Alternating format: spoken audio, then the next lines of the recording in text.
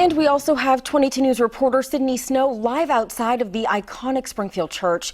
Sydney, this is obviously very devastating to the community. What are things like there? Yes, Yara, you just said it. People are devastated. They just can't believe that this is happening. Cars continue to drive by, and you can just see the looks on their faces. It's just pure shock. Right now, it is pretty quiet here at the church, but earlier today, it was a completely different story. 22 News reporter Katrina Kincaid was here while this was all unfolding earlier this morning. In the daylight, the damage from a fire can be seen better, but in the early hours of Monday morning, at first, it was like, am I dreaming? Clouds of smoke billowed from 40-year-old church windows and the roof of MLK Community Presbyterian Church in Springfield, most of the damage in the back. Just pretty devastated.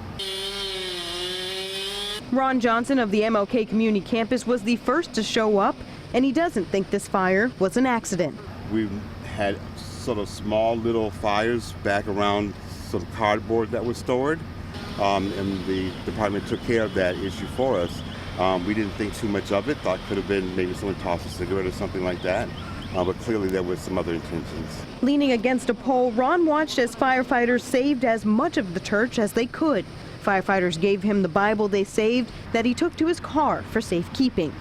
I think that a church burning, aside from someone losing their home, has got to be one of the worst possible things that could happen. To burn down God's house. One of the most tragic things about the fire is that the roof that firefighters had to cut into and which was damaged by the fire is only a few weeks old. They told us that the congregation of around 50 people raised enough money to recently get this roof replaced. It's a small congregation, so every resource that they have is very valuable to them. But despite the fire, parishioners' spirits are still high. I think we'll get a skylight. The building is the building. It holds lots of memories, but it's not our church. Our church are our people. No one was inside the church or around the area when firefighters arrived, and unfortunately there are no cameras in the back that caught what happened.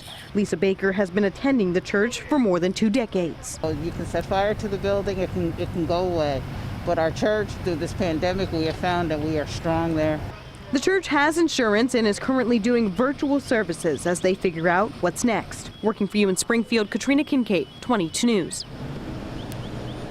We hear more from parishioners at 22 News at 5:30, so stay with us for that. Working for you live in Springfield, Sydney Snow, 22 News.